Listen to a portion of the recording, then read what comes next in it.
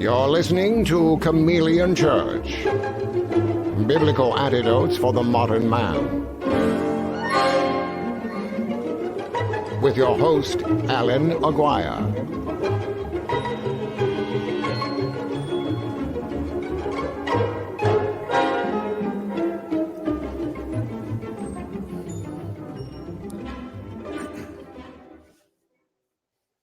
Good morning, everybody. It's the Chameleon Church Show. It's that sound, that intro, this face means it's Tuesday morning somewhere out there in cyber world.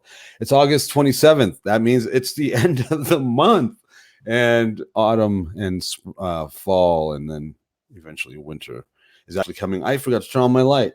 Now you can see my face. I have a face for radio, people. I have a face for radio. Face for radio right here.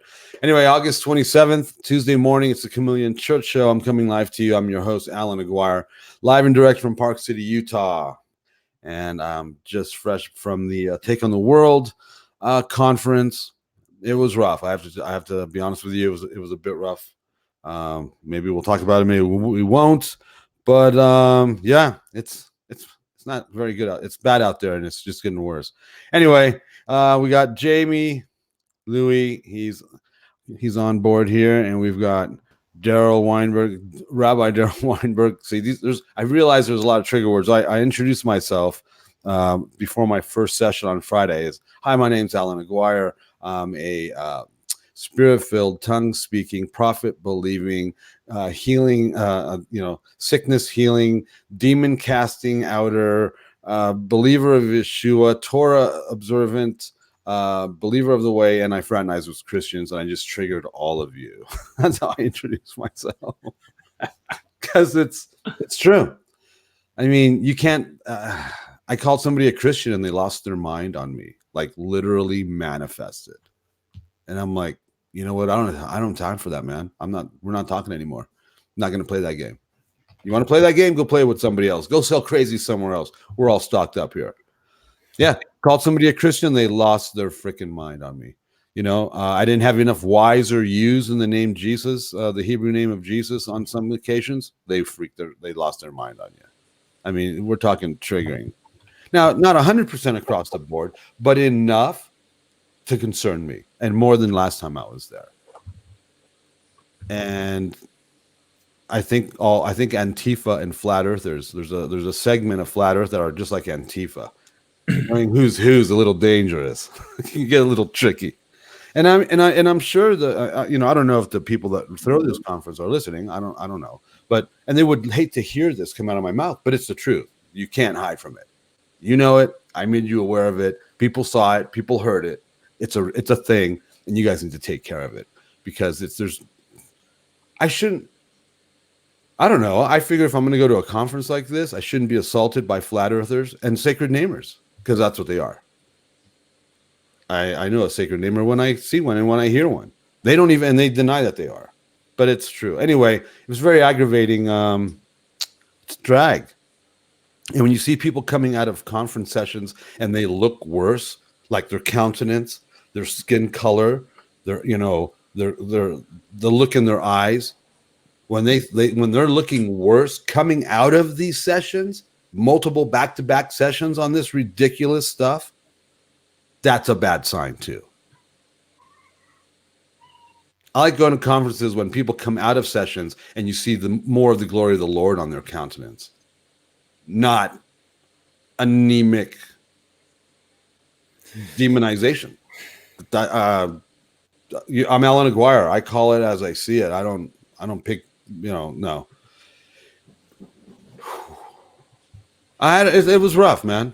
By Sunday night, I was like, I'm over it, man. I am done, and it's quite concerning, absolutely concerning. Love the people, Now, mind you, not everybody's like that. We literally had flat earthers defending us against their own kind that were coming at us with a gang cult mentality. I mean, yeah, steps away from brawling. It's awesome. Sounds like you need a bodyguard when you go to these things, Allan. Yeah. Well, I'm traveling now with somebody. I'm bringing people with me. I'm not traveling alone anymore because it's not safe out there. It's crazy, man. And then the people I was concerned. Yep. What's that? I said it is crazy out there, and I don't know why that's supposed to be where you're with fellow believers, right? Yeah. I mean, and some of these people that were assaulting me were actually other speakers. You got to be kidding. Oh, no. Oh, no. Oh, and if you're not smoking pot, you're not enlightened, man. You know how much pot smoke? There's a lot of people smoke pot out there in this scene, in this Torah community. It's Really? oh my god, it's During the meetings. speakers, Oh my gosh. attendees. It's nuts, man. It's absolutely insane. Now there was But they're definitely Trump supporters, right? there what? Trump supporters. I don't know. I didn't even get there with those people. I can't go there. They of course, were. it's not 100%. This wasn't 100% of my experience. Dear friends, dear brethren, people that are seeing it from our perspective. I'm not painting this big old. No, I'm going to say it was probably. I'm going to say at least a third. I'm going to say maybe a third of the people there were just out of control, out of freaking control. And but we had some great fellowship. Great times of prayer, being able to hang out with people and share the actual gospel of salvation, which leads you to Jesus, not to what shape the earth is, which is literally their marching orders. You got to remember, they're going to rallies, they're getting riled up, they're getting some stones, and they're coming out and we're like, get him, he's a glober, he's a globe head, or whatever terminology. Yeah, it was nuts. It was really like that. I've got it on videotape. I had to turn on my camera and start videotaping. It was like that insane. Like, where am I? How did I get here? What am I doing here? Yeah, it was crazy. We have comments going. I don't know. I don't even know what the comments are saying. We met some of you guys that are on there, and it was awesome. We had a good time. We were able to really talk about deep things of the Lord. The stuff that matters, the stuff that really is going to matter. So it wasn't all bad. Don't get me wrong. Of course, it wasn't all bad. But it was enough bad for me to go, oh man, and it's not my circus, but I'm in the circus, so I have to kind of deal with the monkeys. It's weird. So anyway, that was my weekend. Gosh, please tell me yours is better. Well, we went down to Niagara Falls and had a good time down there. We knew it was going to be a small get together. A lot of people are traveling to the end of the summer, so I just decided we were going to do a Q&A session, just kind of answer some questions for people as we get ready to transition. And ended up finding out that there's one woman there who she's been saved for over 25 years, never been baptized. So I mentioned that there was actually going to be a baptism ceremony at one of the people in the community. They were going to have one at their house. And she said that she wanted to get baptized. And then one of the other guys said, well, he had only been sprinkled. So now he wants to get baptized. So all of a sudden, all these people are starting to come out of the woodwork, and we're going to have a baptism ceremony going down there in a couple of weeks. Wow. It won't be in the falls. We're actually going to do it outside of the Niagara River. Yeah. Apparently I don't know what's going on. Jamie went black on us again. Apparently I was going to do some baptisms, and I didn't baptize anyone. There's two guys that wanted me to baptize them, but it was so crazy. They never came. Come on, Allan, don't forget, let's go get baptized. And so I never baptized any of the guys. But I just read some of the comments. Mel, Crystal, man, thank you so much. It was a blessing hanging out with you guys. It was rad. I mean, God showed up. It was rad. The sessions were streamed live, so they're at the Take on the World TV YouTube page. And it was an honor, as always, an honor and a blessing to be able to share with these people and to live life with them, to walk this life out with them and to help them. And because, not everybody's in an ideal situation as far as location or being able to fellowship or whatever. So it was awesome. That was awesome. And so Niagara Falls. So you're gonna put them in barrels then? Roll them down? Those are only for the disobedient ones. That's awesome, dude. So you when do you think you guys are gonna relocate? We're waiting for release. As I said, we've got one last spiritual assignment here. We have a really, really important meeting next Wednesday morning with some of the key people in the city that we've invited to this.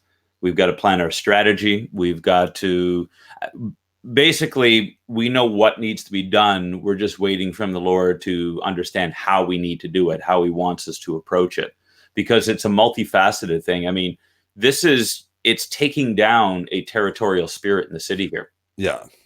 And you don't go into that without a plan of action, fully armored up, and making sure, like, when we were discussing who we were inviting to the table on this, there were a couple of guys that I nixed because I said, they're not with us. They're not unified. They don't walk in integrity. And we're not going to have anybody who doesn't walk integrity on this, because if we have any chinks in the armor, we're going to get annihilated.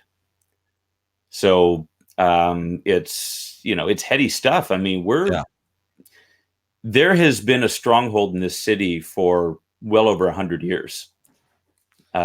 We actually have, not only do we have a Masonic lodge, we have a Masonic temple in this city. And that the house that they're based out of, that's been used as a Masonic meeting place since the 1850s. Yeah. So the stuff that's gone on here, so this is like the walls of Jericho. And, angels fear to go where men tread lightly. And so I want to make sure that everything is before the Lord and he's guiding us. I don't want to take a step without him. And then from what we've gotten the sense of and what has been prophesied over us is that once this is done and taken care of, and the gospel is really unlocked in the city, then the Lord will move us. So I anticipate probably sometime, maybe end of October. I don't know. Wow. Jamie, how was your weekend? How was it? We can't hear you.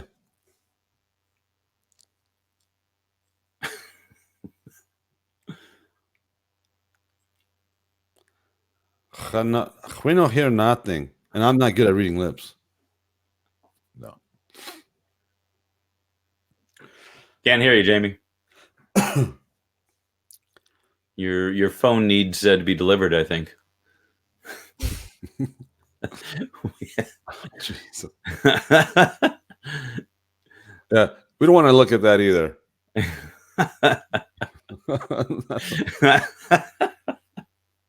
All right, let's go on to our next segment. We don't have segments here. This is live. Man, I can't believe it's the end of the month.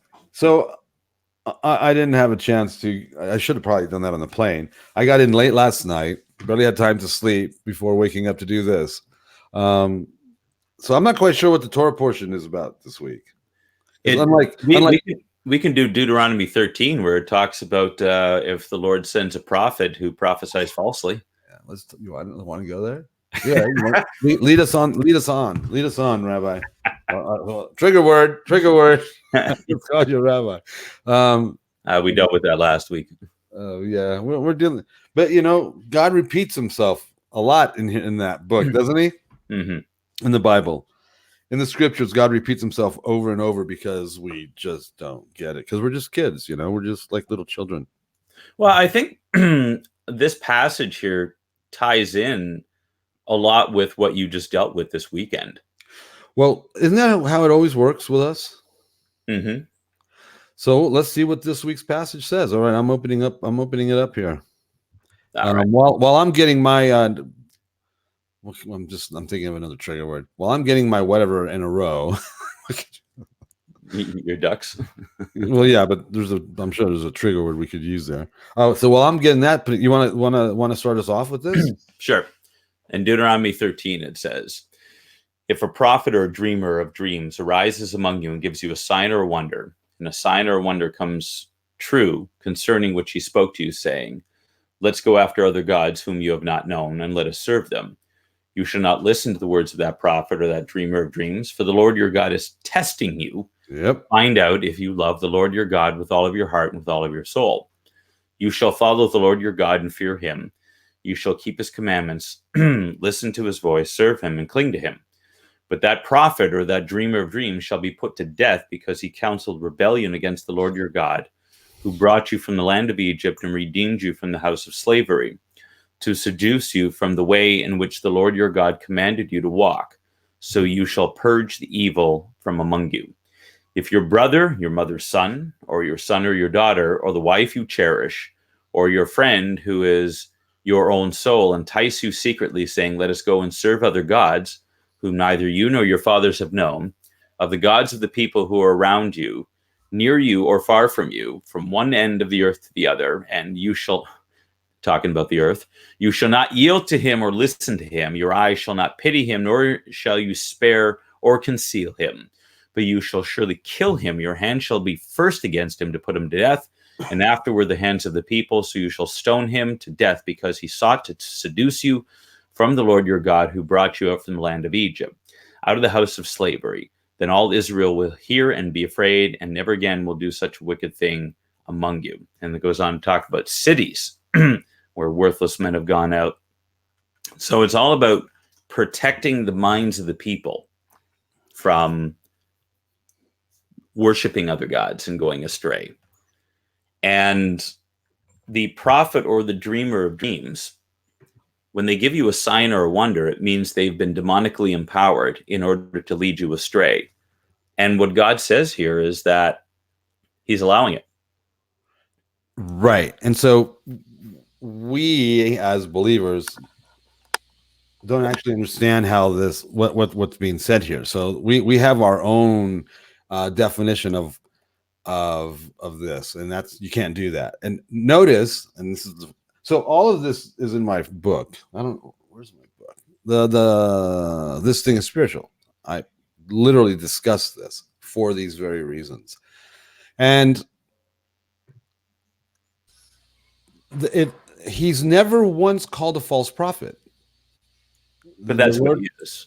What's that? But that's what he is. Right. He's doing falseness, but he's not called a false prophet. Yeah, it actually is. It just never says that in the Old Testament. In the Tanakh, it never really uses that terminology. But the key is, here's the key. They're actually telling you to go serve other gods and not to keep Torah. Right. And God is allowing it. In Ezekiel, it says that God is behind it to test you, to test, to make sure that you're going to stay obedient and that you're not going to follow some muppet down the wrong path. Right. I'm not going to say what's in my mind. So even if a guy or a prophet or whatever is false, God's still behind it. You still can't talk smack or internet shame him because because God's involved. So what does it say? Don't listen, don't believe him, and don't fear him, and don't do what he's telling you to do. Yeah, but we can't go around telling people to kill anybody these days. No, but I mean, in ancient Israel, yes, God allowed it because he says, for the Lord your God is testing you to find out if you love the Lord with all of your heart and with your soul. You shall follow the Lord your God and fear him and keep his commandments. But that prophet or that dreamer of dreams shall be put to death. Yeah. So once he's been exposed, and once he says, let's go worship Baal or whatever, then you need to take him out. Now, we can't do that, obviously, here. We don't live in a theocracy, but boy, oh boy, it says to even take your son or your daughter. Right. Yeah, it's tough. Yeah, it's rough. So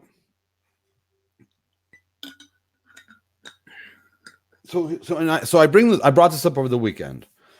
We have determined in this Torah community at large, we have determined that if you're a prophet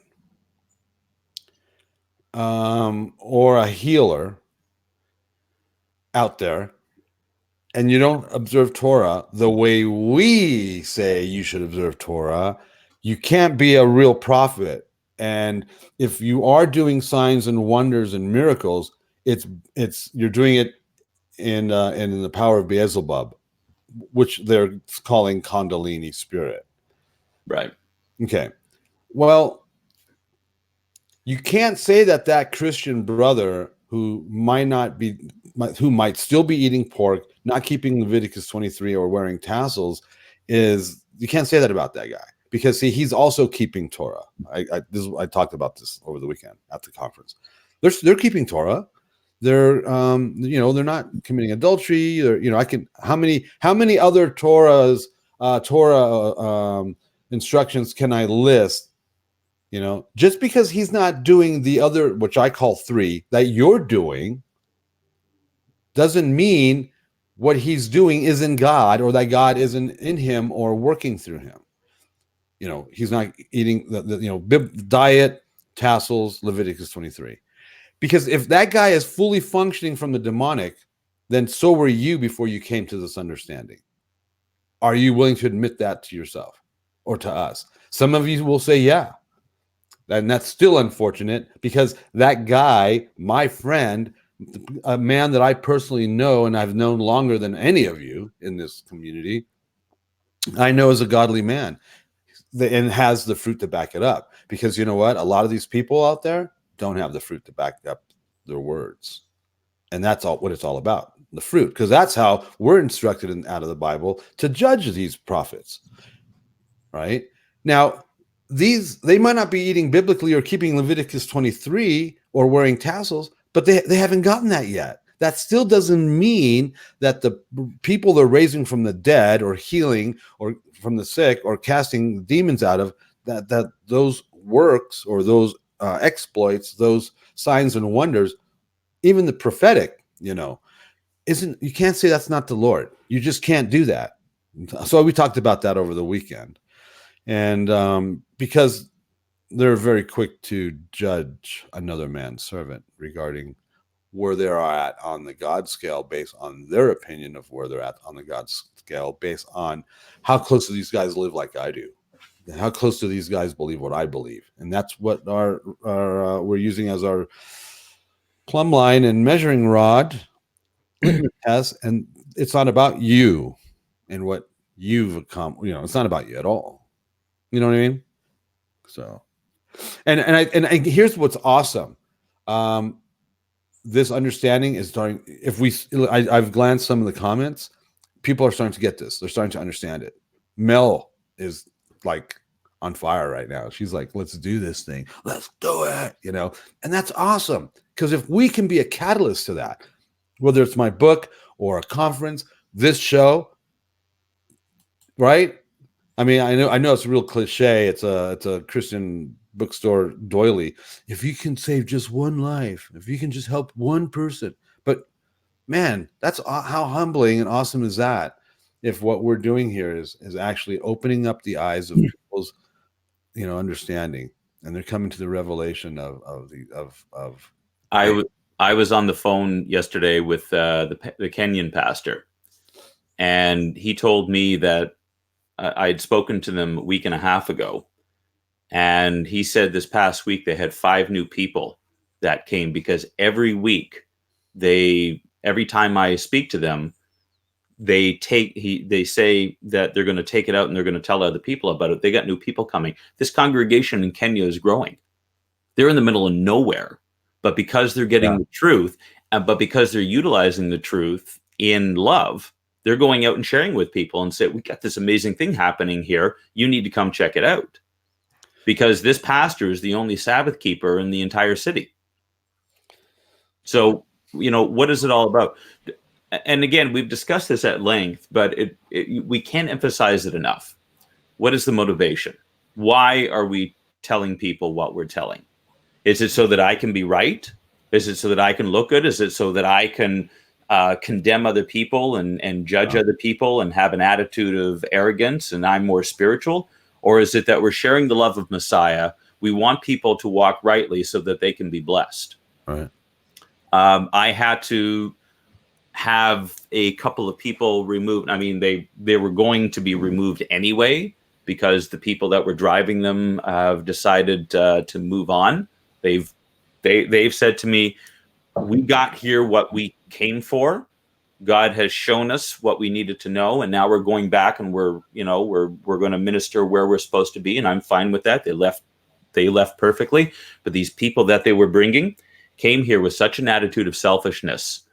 And when this woman came over, Melena and I had a long talk with her last week, and we told her they can't behave like this. It was all about them. And when she confronted them, they actually said to her, well, we don't think that we should have to do anything because there are other people to do that. And I said, are these people even saved? Like, how do you come into someone else's place, house of worship, in our place, our own house, and then have that kind of attitude where you don't want to serve? Are we serving other people? My whole message on unity a couple of weeks ago, and you can catch it at ruachamet.com, or you can catch it here on Lamb Network for Ruach HaEmet. I did a message on Psalm 133. It was all about unity. And behold how good and how pleasant it is for brothers to dwell together. Amen. The only way that we can achieve unity is by serving one another. If we're serving selves, you don't get unity. If you're out there proclaiming truth because it makes you look good, or you think it makes you look superior, then that violates 1 Corinthians 13, because it says that we can have all the knowledge in the world, and even if I give my body to be burned, if it's not in love, then it's absolutely useless. Yeah. Hey, real quick, talking about self, Desiree says, can you please identify what idolatry looks like for us today? Because people today don't relate to the world. I'm thinking word idolatry, therefore saying they do not commit this abomination. Want to touch on that? Sure. Anything that gets in the way of your worship of God. Like anything self. Like self. Listen, atheists are religious people. They have a religion. It could be your job. It could be your life partner. It could be your dog. It could be objects in your house. It could be a celebrity. It could be a politician. It could be your mom, your dad. It could be anything. Yeah. American Idol. American Idol, yeah. Jamie, you got anything to add to any of this? No, I think you're working now, right? Can you hear me now? Yeah. Okay. I had to switch. I had to go back to my computer. Anyway, I got it working, so that's the good thing. I got the light on. Can you see my bright face? Yeah, you might want to put something on that or move the light back. I'll move back. Yeah, jump on in here.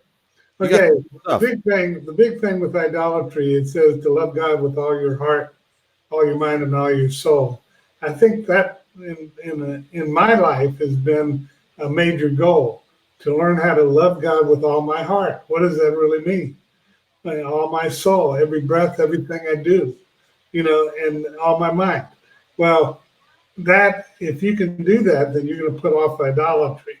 If you can love the true God of Abraham, Isaac, and Jacob, and really concentrate and focus on that, because we can have anything as an idol.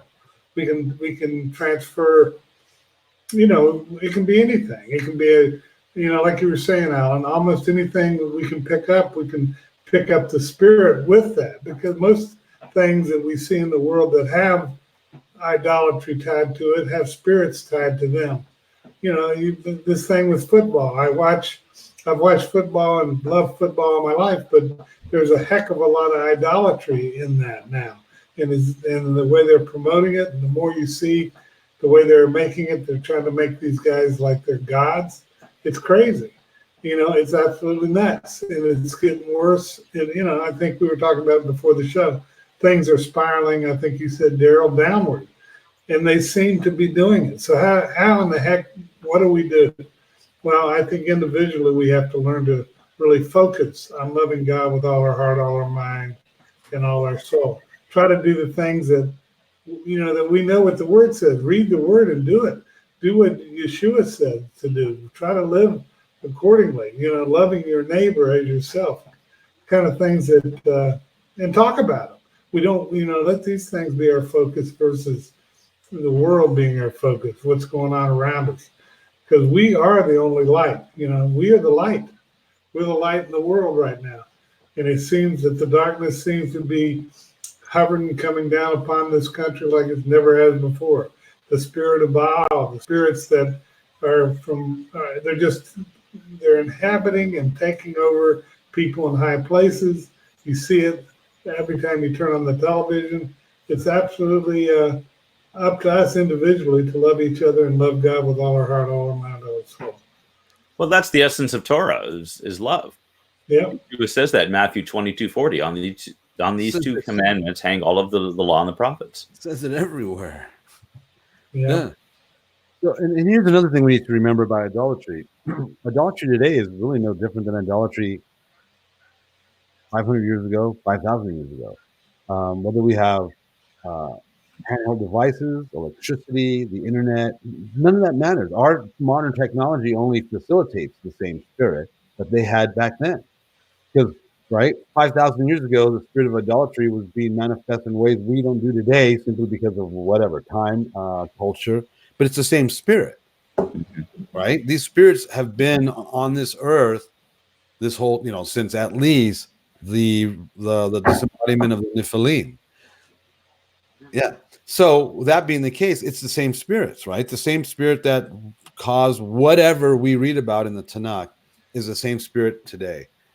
Still available to mess with us today. I think I mentioned in This Thing is Spiritual that if this thing that we're doing, God, our faith, if that is determined by era, age, and culture, or where you were born, then it's not true. It can't. It has to transcend that. It has to transcend the fact that you were a Christian or a believer in God in 1745 versus 2019. If it doesn't work in both times, whether you're in England or in Persia or in the United States of America, this thing is a false religion. And the whole idea of idolatry too. I mean, what is idolatry to one person doesn't have to be to another. When I first got saved, God told me to give up martial arts. I'd been doing kickboxing for many, many years. And the first thing he did is he says, you got to give this up. And the reason is because not that we were doing anything really spiritual in it. I mean, it was the most unspiritual place you could imagine. I mean, my teacher was he was an Irishman and profane every fourth word that would come out of his mouth. So there was no Eastern mysticism or anything like that. But it had become idolatry to me because it had become too much woven in my identity. And so God told me to give it up. I had to stop. Now, he let me go back and start working out again 6 years later. And I ended up teaching a class after that. And for, still occasionally when I have the opportunity, I'll work out. But it was never the same thing. And the reason why I was able to get it back, I was having a long discussion with this about the Lord one night. I'd gone to visit the club. And as I had come away, I was walking, I was in a store just picking up something. And I said, I'm getting the sense that there's a door opening for me to go back and start training again. But I don't want to be outside of your will on this. And then all of a sudden the thought came to me. I said, as long as I don't get the emotional fulfillment from that I'm supposed to be getting from you, I can go do that. And the Holy Spirit said, exactly. And I was free to go back. I started working out again. I taught a class after that. When I went down to California, I was working out quite diligently down there, but it never was the same thing to me because it had been an idol. And how the Lord showed me that it was an idol is that he actually gave me a vision. It's the one and only time I've ever had a vision in my life. Hey, bud, have a good day. Bye. And See ya. He showed me right in the middle of the class, he showed me a cob of corn and the husk was being pulled away. And God said is that this is not who you are. And I'm pulling away the layers in order to get who you really are. I mean, it's the same thing with the onion and all that kind of stuff. But idolatry is whatever we get emotional satisfaction from and contentment from or answers from that we're supposed to be getting from God. Yeah. In today's portion, chapter 12, verse 29, when the Lord your God cuts off, so it's a warning against idolatry. When the Lord your God cuts off before you the nations whom you go in to dispossess, and you dispossess them and dwell in their land, take care that you be not ensnared to follow them after they have been destroyed before you, and that you do not inquire about their gods, saying, how did these nations serve their gods? That I may also do the same. You shall not worship the Lord your God in that way, for every abominable thing that the Lord hates they have done for their gods. For they even burn their sons and their daughters in the fire to their gods. We do that now. I mean, a lot of the stuff that we came to understand, the transition of, I call it steering the Titanic from Christianity to Christianity with Torah observance, was the amount of idolatry. When I got saved, the church I got saved in didn't observe Christmas or Easter, so haven't been doing that for 40 years almost. So that wasn't a problem for me or and neither did my wife's family. So that wasn't a problem for us or raising our kids like that. We weren't doing it as singles when we didn't do it as a married couple, and we didn't do it as a family because of stuff like this. And so, and then I do bring this up in the Facebook, the amount when we come to this revelation or the revelations of how pagan Christianity is, and we need to separate that or start removing that stuff from our lives.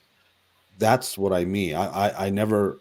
And I mentioned in the Facebook, I'm very clear that I never left Christianity. The Lord never told me to leave Christianity. So I was always under the covering of that, which kept me from getting involved with all this wacky stuff all these people are whacked out on today. Because they were whacked out on it in the 80s and the 90s, whether it was Sacred Name or Kabbalah or whatever. I mentioned them. I call them groups in the book because I'm not, here to shame anybody. But because I never came out from the covering of Christendom, because God told me he never told me to leave Christianity. In fact, he told me the exact opposite. I didn't get get pulled away to any of this wacky stuff that's going on out there, and that has always been out there. And I think that's that's where all this dangerous stuff comes from, because we pull ourselves out of covering, we pull ourselves out of whatever, and I know the argument. Oh, well, how can you say we should be covered by people that are still doing this pagan stuff? David and Saul, King Saul. David submitted to Saul. Yeah, I'm gonna always remind us of this, people. I have my covering organization is one that I profoundly disagree with. Most of their stuff, as a matter of fact, the leaders on this, I don't think walk with the Lord whatsoever. I'm not going to disparage them or anything like that, but their culture is not something I subscribe to. And I have essentially pulled myself out of any kind of fellowship with their ongoing things. When they take us to a retreat, then I go. I'll take the vacation time. Right. But other than that, there's no fellowship for us. And I have thought over, I've been with them now for almost going on 8 years now. And I've kind of tossed around the idea of maybe switching denominations, and God's never moved me. So I keep my credentials with them. Yeah. Because, someone has to hold my license. Someone has to hold my, I've got an ordination with them in the United States. I have an ordination, with another organization that I used to belong to. I don't disdain those things. Those are of God. That doesn't mean I have to agree with them. But, why is it we can't disagree with each other and still have fellowship? This is what I don't understand. You and I differ on at least our experience anyway in speaking in tongues. We've talked about this many times. Mm-hmm. So what? You speak it, I don't. So it's just really weird. Yeah, we'll figure out what language we're going to talk in. Oh, wait a minute. We talk the same language here now. Yeah. I think it's weird that people. It's like they're actually looking for the reasons to be in contention with each other. because they want it to be about them instead of being about God. It's agenda. We literally had a guy sit down at one of the dinner tables over the weekend. Sat down, and when he sat down, he basically said, "I'm a flat earther and blah blah blah. And if you're a globe head or whatever the terminology was, I hope I don't make you mad." I'm like, "You just couldn't sit down. You just couldn't sit down. We're having a meal here. We're trying to eat I mentioned this before I went to this place, that I only wanted to know Christ and Him crucified because I knew what I was going into. I knew where I was going. I was going into a place where there was people that were going to be there that have actively done this, that have actively tried to shut me down since January, from other pages, from other groups, trying to tag me as a false whatever because of my association with the people I associate with, right?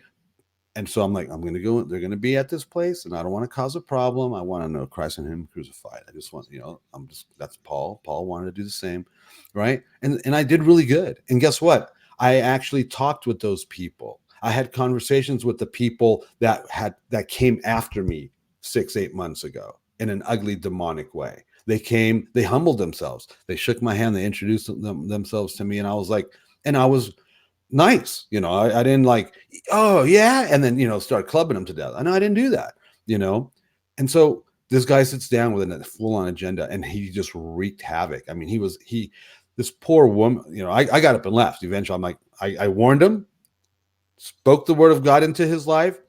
5 seconds later, he did the exact opposite. So I got up and walked away. And then I came to find out that this other girl there, she's a Christian. She's neither flat earth. She's neither Torah. She's seeking. Mm-hmm. He berated her to the point of tears. If I had been there, the sheep bites. And I'm not, oh my gosh. I can't say anymore because you don't want to have those conversations with us. And you don't want to push me to that point. I'm from LA, dude. Street rules apply at that point. And I don't care. This guy was like 6'5", 300 plus. Doesn't matter to me. I'll still hurt you. And I will decimate you with this if I have to.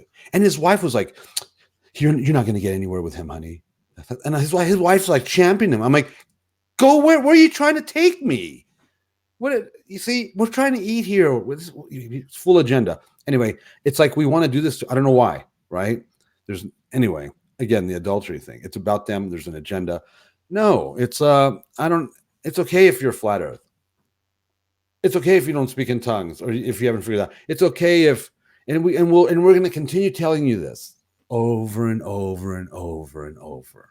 It's not about you. It's not about your denominational constraints. It's not about your reference experience. It's not about who hurt you or how they hurt you. It's not about your Gnostic revelation over what we're talking. It's not about any of that. We're trying to bring Jesus to this equation, and we're trying to keep it Jesus, And over and over, we're going to be broken records for you. How is the proclamation of the shape of the earth, the speaking or not speaking in tongues, going to lead people to faith? Oh, they'll tell you. They just had hours and hours and hours of instruction on how to do that. I mean, a speaker literally said, I have the PDF or I have the master. You can go to my website and download this flyer, print 10,000 copies a week and distribute them to your neighborhood about flat earth. And I'm like, how about flyers about Jesus? It's just mind blowing. But you're right. Yeah, I don't know. I'm looking at all the evangelistic passages in the New Testament. Jesus, Peter, Stephen, Paul. None of them mentioned Torah, gifts of the Spirit, or flat earth. It was all about this man from Nazareth that died for you. It's shameful. It's absolutely shameful. And for it to be allowed is even more shameful, especially if you know better. So yeah, guess what I was doing this weekend? Running around going, nope, nope, nope, nope. It's about Jesus, Jesus, Jesus. And I stuck my neck out, and they came a chopping. Anyway, it's about Jesus. Yeah. Those things shouldn't be a problem. They shouldn't be an issue. What is it? Vain and avoid vain and whatever, genealogies and things of this nature. The whole love thing, the whole unity thing, we're all for that, And if you don't agree with us, get the hell out of here. Just kidding. Well, it's like they think that they're going to have the only place in heaven. It's remarkable. That's denominationalism, and what they're doing is they're forming their own denomination. They won't say that, but that's exactly what it is. That's how denominations are created, right? And that's the thing, because one of the big tenets of the Torah enlightened movement is, anti-denomination. We have all these denominations. I heard that over the weekend. Well, I just watched you. The only thing you guys were missing were armbands and freaking boots. I'm telling you, it was that bad. I have it on videotape. It was so bad, dude. And I was like, I thought, let's go. The old street guys. Let's go. We're gonna brawl here. It was that it got weird like that, yeah. And then of course the pot smoking helps a lot. Yeah, we have one woman in the Torah community doing that up here, but I didn't realize that was becoming commonplace. Yeah, it's a thing. That's scary. Yeah, I know. It's a thing. Why do you think I get animated here? There's people watching us now and have watched us in the past that don't really know me, right? They've only known me for X amount of time. And so why would Allan smack his head so hard and be yelling and screaming at us? Because it's scary out there, man. And I'm trying to save you from yourself. It's,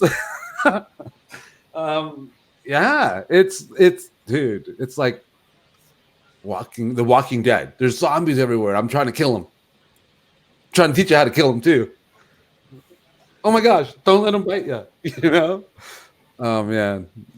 Well, I think we got to remember that it's the spiritual warfare that's going on in my lifetime has never been so intense. Mm-hmm. It literally is out there everywhere you turn. And if we don't approach it from a spirit, then we're just going to be in big trouble, because it's, they're trying to get us to get back into the flesh, do the things of the flesh. This flat earth thing, how is this? It's a spiritual fight. I mean, they're trying to tell you that you got to have flat earth theology in order to be saved. What's wrong with these people? They've lost their friggin' mind. They're actually literally saying that. But they'll tell you how wrong you are to suggest that if you don't speak in tongues, you're not saved. Boy, they're on you like dogs on meat. Well, are you suggesting that if I don't speak in tongues, I'm not saved? I mean, it's like right toe to toe. But if you're not flat earth, you're not saved. I mean, I literally heard that. And it's just nuts. So you know what I think we need to do? We need to start instigating, all of us, all of you that are watching, all of you that are going to watch, those of you that are watching live, and all of you that are going to watch this in the archive. We all need to start holding hands and singing Kumbaya again. It's gotten to that point. I'm serious. As silly as that sounds, that's how silly it is out there. We need to start holding hands and singing Kumbaya frickin' Ya together, man. Oh my gosh. There was a guy that I used to serve in ministry with many, many years ago. Lives out in Washington State. And his definition of, at the time, Messianic congregations is you had 2 crazy Jews, you had 2 normal Jews, and then you had 40 Gentiles that wanted to blow the shofar. And now it has just spun out into all this other stuff, but it's really the same root. It's you got people who they've achieved enlightenment, so to speak, about what the truth of the scriptures, but then they go running off into another error. Yeah. Because they have an identity crisis. They don't know who they are in the Lord. That's why I'm writing. That's my next book, because of this. This has always been a problem, but check this out. I love this. Desiree's got some good stuff today. On the Hebrew Roots radio, someone was teaching on pot smoking, and the person sells it. I was shocked. See? It's a thing. It's a freaking thing. You have to. I was assaulted by a flat earther, and then after assaulting me, he asked if I mind if we lit up a joint right there, and I'm like, where am I? When am I? How did I get here? What am I doing here? And it only was magnified. Oh, I probably shouldn't say this. The next part. I won't say the next part. Yeah. And I'm like, oh my God. What year is it? Then where am I? See, I figure if you're a nominal Christian, but isn't this Torah stuff supposed to separate you? Didn't the Torah stuff mean you understood some stuff the nominal Christian didn't? Because that's all you're telling. That's all I hear from you guys. Hey, we're lucky. Look at the group of people we have in this live chat. They get it. Mm-hmm. Blessings on you. May the God of Abraham, Isaac, and Jacob continue to protect you and increase your spirit, the spirit of wisdom and revelation over you. I'm talking to the live chatters. The people that are watching this and not leaving demonic comments, that's who I'm praying for right now. Thank you for getting it. Thank you for the spirit. I bless the Spirit of God that is in you, and for your increased protection of your territory, your finances, your family, and the increased revelation of Jesus in your life through the power, the mighty work and word of the Holy Spirit in your life. Now, those of you that are leaving demonic comments, you need to get saved and go somewhere else. Troll someone else. Like I said, I love the line. Go so crazy somewhere else. We're all stocked up here. Too bad it's not 9 o'clock, because that would be a great ending. Oh man. Well, we'll let you say it again at the end of the show. I think I've said it twice already. All right. Someone say something, because I'm starting to get excited. I'm gonna get more coffee. That'll help. Hey man, nothing a cigarette couldn't solve. So how many days are you out now? I don't know. What day is it? Every Friday is a week. So I think last Friday was the 8th week, 56 days. So 56 plus and counting. Excellent. That's great. What's so great about it? You know how badly I wanted to cigarette over this weekend? Yeah, no kidding. And at one point I was like, that's it. I'm gonna take that joint out of that guy's hand. Oh boy. Yeah, I mean, but this whole Torah passage in certainly Deuteronomy 13, and then you get into 14, after you've gotten through false prophets and those who are leading you astray, then it goes on to the food, clean and unclean animals. It's repeating Deuteronomy 11. So it's all about keeping ourselves away from that which is going to lead us astray. And we don't want anything leading us astray. And that's why we got to stick so close to the commandments. Like Allan was saying in Deuteronomy 12:29, when it says, don't take the ways of the nations and come worship me with it. What he's saying is that don't take their holidays, don't take their methods of worshiping their gods, and then come worship me. I've already given you the means by which you should worship me. There are paths of approach. We've discussed this ever since we've gotten on this show together. There are paths of approach that that God has said that this is how he wants to be worshipped. And we don't have the option of doing that. So when we incorporate things like Christmas and Easter and all these pagan holidays and stuff like that, God is not pleased with those things. He doesn't want us to do those things. He wants us to get rid of that compromise, that stuff that doesn't belong to him, because God will not bless that which didn't belong to him. So we talk about redeeming these things. There's one ministry who does amazing work down in the United States looking after juvenile delinquents. They take the tough kids, and 90% of them get saved in that ministry. Wonderful work that they do. But he spends about 2 months of the year, starting from beginning of November, talking about how we got to get Christmas back. Well, how do we get it back when it never belonged to God to begin with? And if you want, we say that, well, God can sanctify it. God will sanctify it. So if we just pray over it, it's like that people who use that passage from, I think it's 1 Timothy chapter 4, where it talks about any food that we pray over will be good, even if it's a pork chop. No, that's not what it's saying. It's saying that if there's anything that has been defiled about it, perhaps with offering it to idols or something like that, we can break the curse that prayer and that offering up to an idol might have put upon it, because the power of God is greater than the power of the demon that you offered it up to. But if it's unclean, God can't sanctify it. It's the same thing with pagan traditions. God can't sanctify that which doesn't belong to him. If you look at Haggai chapter 2 and verse 11. So if we go to that, if you think that you can take a pagan holiday and then sanctify it, here's what it says. Thus says the Lord of hosts, ask now the priest for a ruling. If a man carries holy meat in the fold of his garment and touches bread with this fold, or cooked food, wine, oil, or any other food, will it become holy? And the priest answered, no. Then Haggai said, if one who is unclean from a corpse touches any of these things, will it become unclean? And the priest says, it will become unclean. So what he's saying is that you can't sanctify that which isn't holy to begin with. You can't take something and just touch it. You can't pray over it. You can't dedicate it to the Lord if it's defiled. God will only sanctify that which belongs to him. As a matter of fact, there's only one thing that God will cleanse that is unclean to begin with, and that is human beings. Other than that, nothing. You can't take a holiday. You can't take a food. You can't take an object that is unclean and dedicated to something that is defiled and make it clean again. So why do we try that? I mean, if God is telling us that our protection is based on our diligence to him, then we just need to stick with that, and we got to stop trying to tell God what the rules are. Everyone wants to be the neck. It controls the head. They do. Yeah.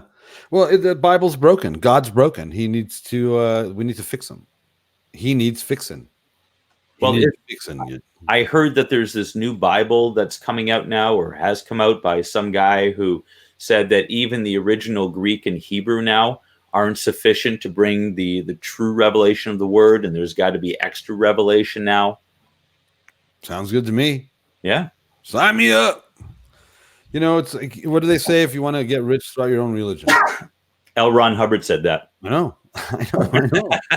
And he did. I know. And and I know this. And it's just man, here's the key. Right. Here's your takeaway from today. Everyone, write it down. Here we go. Kevin, you can write it down after I say it. And right? The fear of God. There's no fear of God. That's why people do these things. We have to have a healthy dose of the fear of God. That's what keeps us in keeping his commandments. That's what keeps us in alignment. That's what keeps us. That's what allows the Holy Spirit. Kevin hasn't written it down yet. That's what allows us. That's what allows the Holy Spirit to fuel us. It's the fuel. It's the fire. It's the driving force. It's the transformational. That's what it is. The Holy Spirit is what does that, and the fear of God allows that work in us. The fear of God. And when you don't have the fear of God, you do whatever is right in your own eyes. You lean to your own understanding. You come up with stuff. You make stuff up. Mm-hmm. Or you get on, you major in the minors. You get all off track about stuff that really doesn't matter. What does it matter what the shape of the earth is? Yeah. What does it really matter? Yeah. Well, they'll tell you that they can save. There's that atheists and scientists, people of that type of people from those, I don't know, those people groups are being saved through. They're coming to Torah through flat Earth. I don't know about the Jesus. I guess they're saying that means Jesus. I don't know. They're saying that that's bringing people to Jesus. Since I'm not involved, I can't argue that because I'm not involved. It's the tactics and what I saw over the weekend that just no. What were you saying, Jamie? I was saying that how can they be a fear of God if they don't believe there is a God? That too, yeah. And the problem, it just blows me away how little the churches are really promoting to believe in God and Yeshua. Everything's just twisted anymore. It just blows me away that there's we used to have families that would sit around a table and pray. Do we have that anymore? Where we have family, a real family that loves God, that has a Bible on the table. I grew up, we had a Bible on the table. Wow. And I was raised in a Catholic home. Right. And but that attitude is not the same as it is today.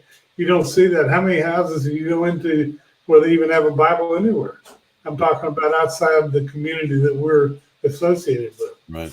And I just want again, I just want to make clear.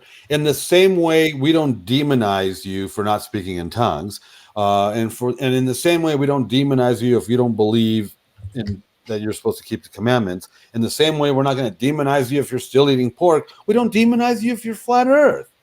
We're not that guy. We're not that show. We don't do that. I'm an equal opportunity exposer. I'll expose you for being charismatic if you're doing it wrong. I'll expose you for being Torah if you're doing wrong. I'll expose you for being flat Earth if you're doing. You know what I'm saying? That's what we're talking about. We're talking about doing things right, doing things in order, doing things God's way. Not what it is that you're doing, unless you're doing it wrong. Does that make sense? Yeah. Surely that makes sense to you guys. We're not coming at you because we're coming at you because. What does Darryl say all the time? Make the main thing, keep the main thing the main thing. The main thing is to keep the main thing the main thing. There you go. That's kind of like it is what it is, but no, the main thing is to keep the main thing the main thing. That's a Darrylism. I'm sure. I know he didn't make it up, but he says it a lot. No, it was Stephen Covey, I think, who said that. I don't know. I'll say keep it simple, stupid. It's about Jesus. Mm-hmm. If your faith is all about Torah and then Jesus, if your faith is all about flat Earth and then Jesus, if your faith is all about charismatica and then Jesus, see what I'm saying? Jesus, Holy Spirit, obedience, Torah. Well, but the other thing is that if we're going to focus on things like sacred name, flat Earth, all these other distractions. There's another one, the sacred name thing. Yeah, go on. Yeah, but how does that help me with my marriage? How does that help me raise my kid? How does that help me get along with my neighbors? How does you run around and talk to people about flat Earth? That's not going to help your relationship with your neighbors. I guarantee it. They might still have fellowship with you depending on how extreme you are. But if you're 6'5" and 300 pounds and you're barking at people like a mad dog, you're probably not going to have good conversations with your neighbors. But even still, you're going to be that guy on the street. Let me confirm that for you. This guy was like, "Hey man, I'm just sharing because I can't talk about this at my. They make fun of me at my job because I'm flat Earth." And I'm like, "Hey, 350-pound, 6-foot guy, how did they know that you were flat Earth?" "I don't know." Bullshit, like BS. Not what I said. You told them, just like you told us when you sat down. You have an agenda. I didn't tell them. I don't believe you. Tell me how your co-workers knew you were flat Earth if you didn't tell them. Because that was one of his defense. That was like a major thing. I'm made fun of at work, and I thought I could talk freely here. I'm like, let's get to the work thing, because that's your real life. We're not going to be here tomorrow. You get to go back to your job on Monday, and they're gonna do the same thing to you again. How did they know you were flat Earth? I don't know. You told them. You walked in there and went on, and you're wreaking havoc and making fun of that guy because what is the term? Somebody in the comments, what is the term? Globe head? Something like that. I forgot what it was. Globus? I don't know what it was. But dude, you told them at work, that's why they're making fun of you at work. You just sat down and wreaked havoc with us. It's not going to help you. No, just like walking into your work and spewing Jesus out of like a lunatic won't help you. If you're spewing Jesus like a lunatic, that ain't going to help you. If you're spewing anything like a lunatic, that's not going to help you.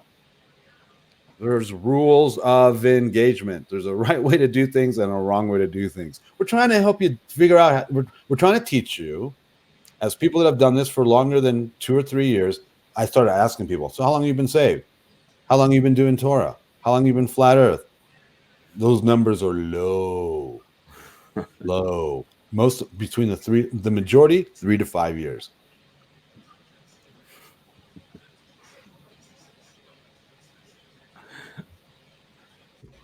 Yeah, it's and it has no bearing on anything. We're trying. It's not. What is this guy that's 300 pounds? What is his purpose for living? To teach people to be a flat earther? Yes. And then what? They were actually taught that we need flat earthers with balls to go out there and make converts so that we can get them saved. To converts to flat earth so that we can get them saved. Oh my God. No, souls for the kingdom. We need to go out there. We need flat earthers with balls to go out there and make new flat earth converts so we can to win souls for the kingdom. I swear that They got to be specialists. hot. They got to be from the left. They got to be from the wrong side. It was terrifying. Unbelievable. And those of you that are on here that were there, globetard. There you go. They were there. Some of these people that are in here live heard this being taught. I love you guys out there, man. You guys are awesome. So, again, I know it sounds like we're picking on flat Earth, but that's just because I just got smacked by it. But but I've made it very clear. We will say the same thing on this show. If you're an asinine fool regarding Jesus, the Torah, or the Holy Spirit, I don't care what it is you're a freak about. Don't wave your freak flag. There's a way to do this properly without making the rest of us look bad. Quit making our job hard. It's hard. You make it harder for us. The damage that I have had to confront in this town because of how poorly those who claim to be messianic were behaving before I got here. There are pastors who still will not have anything to do with me because of what went on before I got up here. Your actions have consequences. And if you're going to become a nutbar, and if you're going to get off on some silly tangent that has no bearing on anything, it was like, again, I've said this story many times. When I was at a Pentecostal church. I was preaching there a few years back, and a prayer meeting broke out. Prayer meetings are really interesting animals in Pentecostal churches. It was a rodeo. And it was Jamaican church, and it's always the little old ladies in the choir. And I was sitting down, I was on the stage, I was with the bishop, and then I'm sitting beside the choir, and then I watched her. She had to be in her 60s. And she starts walking down the days, and she gets down onto the stage, and she starts crawling around on her hands and knees, smacking the stage like this. She crawled by me. I just about wound up and kicked her one. I kick you in Jesus' name. And this went on for like half an hour. And I, when we went out to the restaurant after for lunch, and I said, Bishop, I want to ask you a question. I said, if a wealthy businessman had walked in the back of your church while all this was going on, would that have provoked him to jealousy? Yeah. And he looked at me and said, no. I said, so why do you allow it? Why is this allowed? I said, your people wouldn't have done that before the prime minister, even if it is Trudeau. They wouldn't have done that before the Queen of England. They wouldn't have done that before the President of the United States, even if it was Obama. Why would you do that before the King of the Universe? Yeah. What makes that acceptable? Well, what these people are doing are no different. They want to behave foolishly. They want to get on their own, It's about them. It's about them. And the way I explained it over the weekend was Joseph in prison is called to the Pharaoh to interpret a dream. First thing he says is, shake me. Why? Because it's not about being a Hebrew. Yeah. It wasn't about being a Hebrew. It was about man of the hour. I need to get rid of every possible distraction Pharaoh's going to have from hearing the words that are coming out of my mouth. So shave me. So there's no distraction whatsoever. Make me look like an Egyptian so that he doesn't have any. He'll hear what I have to say, and God can be glorified. And then I said this, and then I said, and because of the way you guys think, you would have said that Joseph was not of God because he was second Pharaoh. He's Illuminati. Bam! Mic frickin' drop.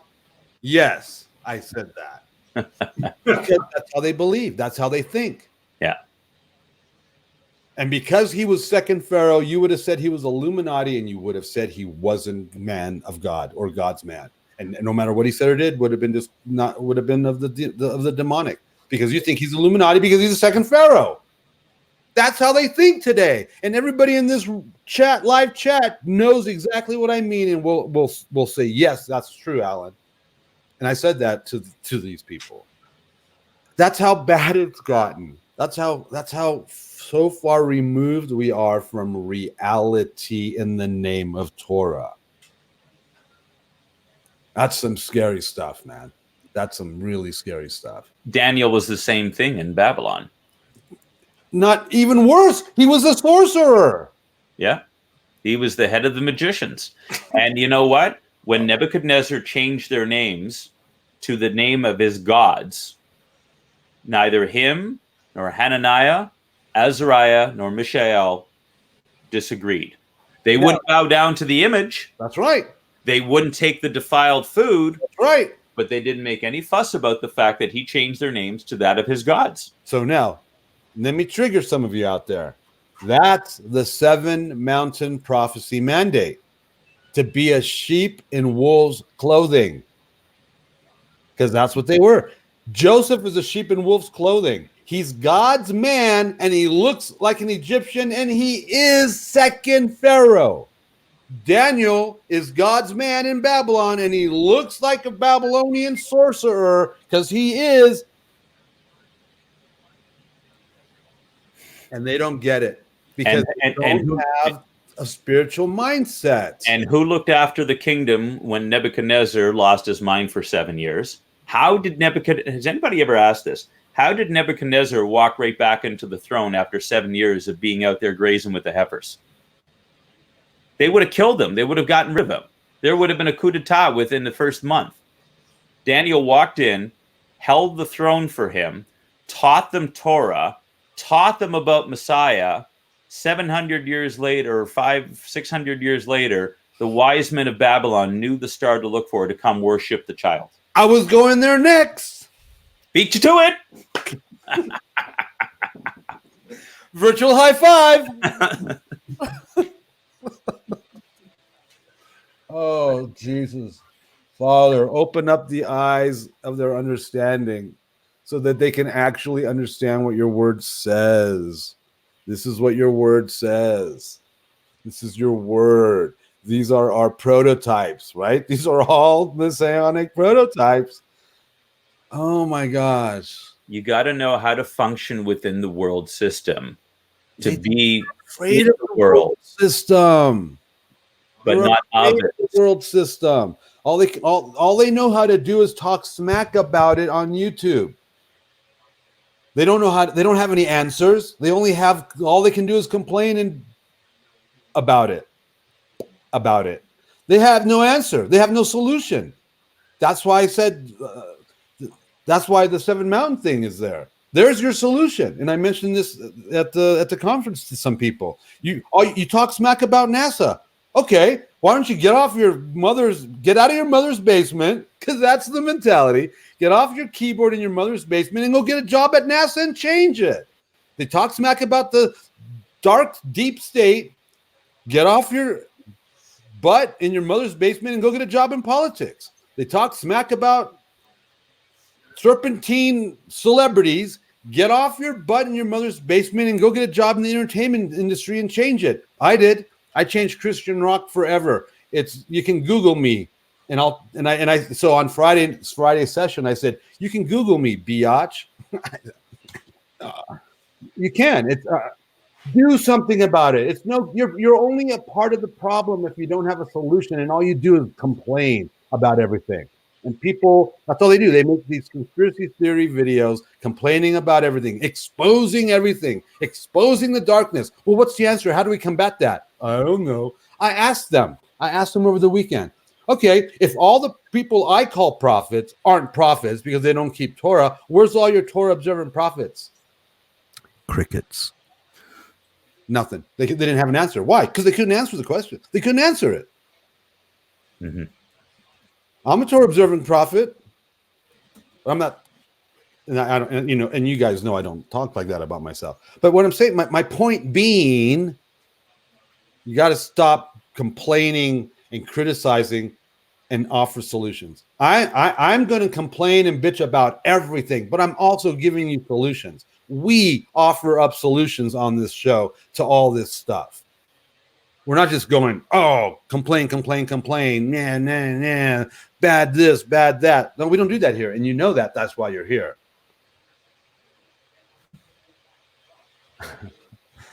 Oh, man. That was a fun hour and a half rant. Oh, man. Hey, at least I'm awake now. Indeed. Got color in my cheeks. Got to go make some more coffee. It was awesome because I actually got to meet some of these people that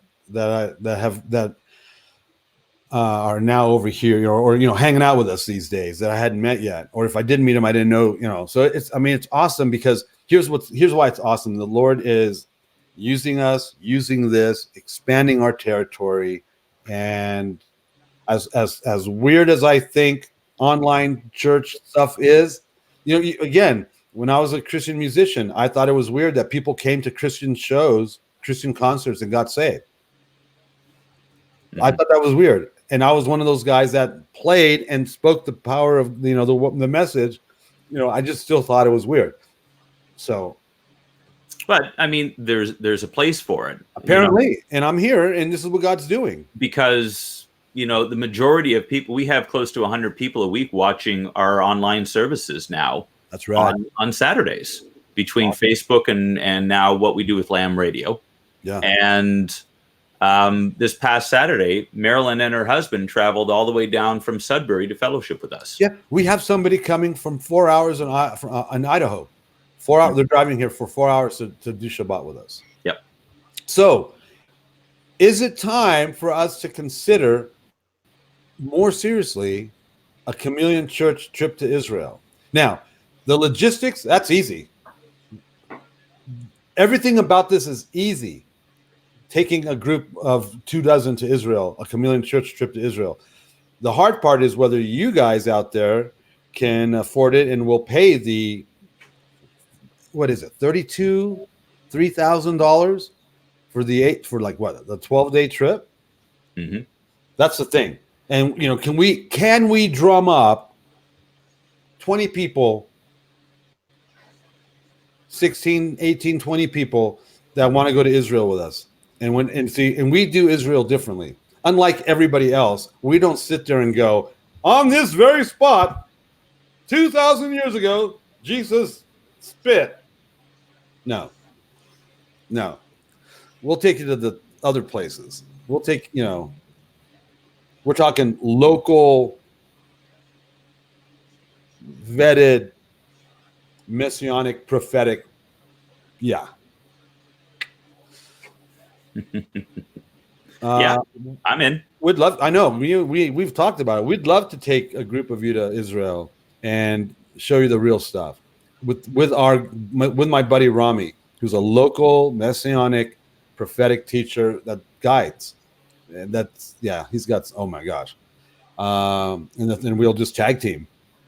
But can we get 16 to 20 of you to come?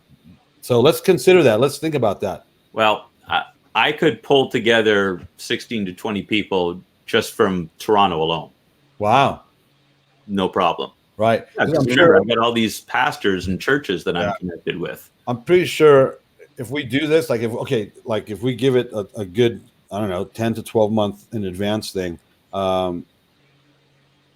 almost. I mean, everybody in my group will go. That's that's almost a dozen people right there. Mm-hmm.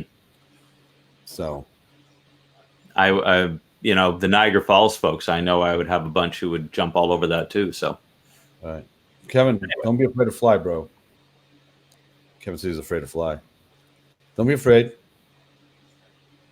It's a long trip, 12 plus hours is a long trip. But yeah, don't be afraid. You can do it. So let's figure that out. yep. We've been batting around for a while now. Yeah, and Jamie, anything? Do I need anything? No, anything else you want to add? No, I think that trip to Israel done with the right people. I mean, it's so much different. I mean, you can go over there and do a regular tour, and you get something out of it. But if you really want to get something out of it, go with some people that have a spiritual insight of what's really going on. That makes the whole big difference. What you get out of the trip. I mean, it's always great to go to Israel. Every time you go, you're going to receive something. But you get with the right people, you can really generate a great time that will change your life and everybody in the group. Yep. Change your life. I agree. All right, let me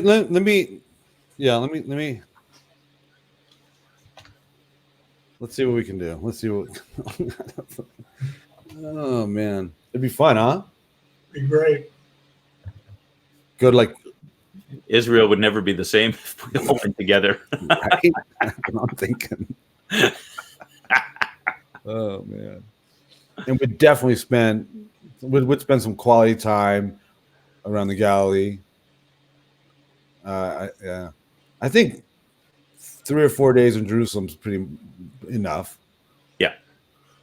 You want to spend probably a little bit more than that in the Galilee. There's a lot around the Galilee you want to do.